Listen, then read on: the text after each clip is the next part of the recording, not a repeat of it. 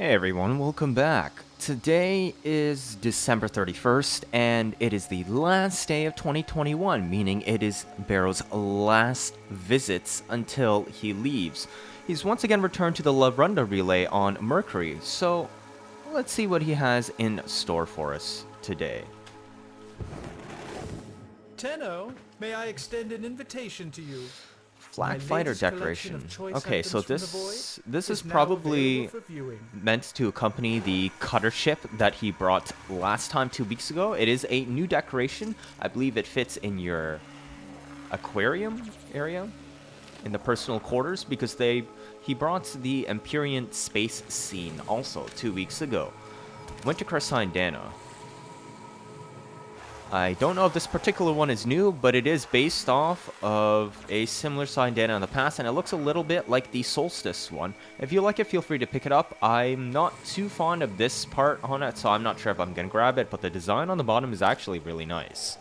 Primed point blank. So there are shotguns that don't work with the Galvanized Aptitude mod. Technically, you can still use this if you have open slots on the build, say if it can't crit properly, or if it already has too much fire rates, or if it's a pure slash cam build. I'm not really too sure, but there are times where the Merciless Arcanes or Deadhead would be enough and you don't necessarily need this. It's not as important these days, or unless for some reason you want to bring this into Eidolons, then yes, you would definitely take base damage mods.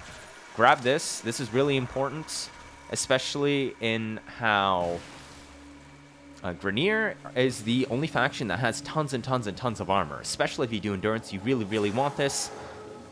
I know someone here told me they only have Prophet Taker, Corpus, Smites, and Cleanse and Banes. Grab this. It's going to help you a lot.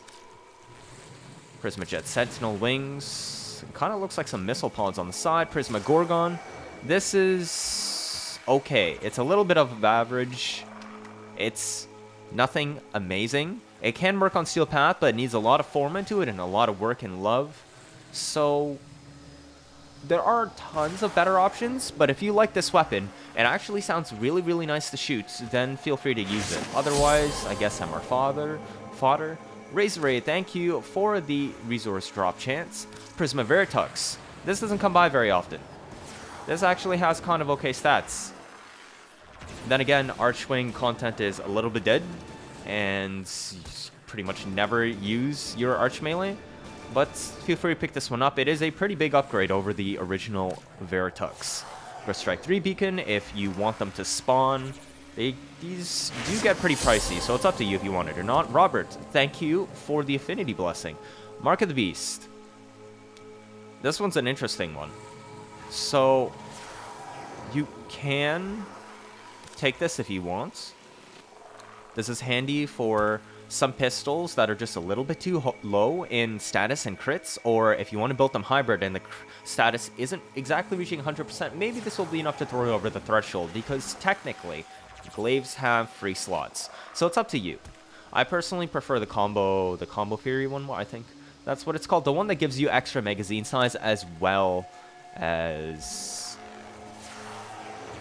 I don't remember what the other stat was on it, but it's the one that can give Piranha Prime ridiculous magazine size. Baro Ki'Teer Glyph, Prime Bane of Corpus. Ha! I was mentioning Corpus earlier. Okay, grab this. Even if you don't run much Corpus content, this is still super useful and meta for Prophet Taker.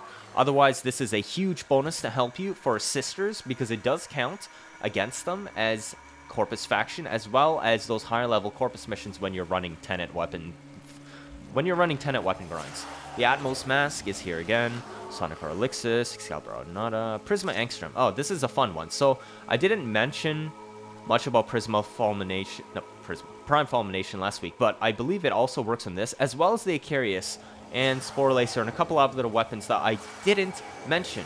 This is a very fun weapon. It is not meta by any means, as you can see with the base blast and a little bit of messed up amounts of crit chance, but it is very, very fun to use if you want some extra little shenanigans, because it just hits really hard right outside of the box. But it's up to you. Machete Wraith Skin, we've seen this before. I mean, it's alright. Acaluxum for your Orbiter. Ki'Teer Ephemera. He doesn't bring this one as often. Oh, there it is. So it's on the right edge of the screen. You see those little diamonds popping up. Actually, it looks kind of alright on these colors that I picked on my Vault, so feel free to grab it if you like that. Glaring Emblem. Pedestal Umbra comes back, the counterpart to Pedestal Prime. This actually looks pretty cool. Okay, so I don't decorate my Orbiter, but you may want this to complement your Pedestal Primes. It is 1 million credits, though. Just keep that in mind. You got your whole Ki'Teer armor set here. The shoulder pieces, I feel, are the nicest ones on it. The legs are okay. The chest, it's also okay, I guess.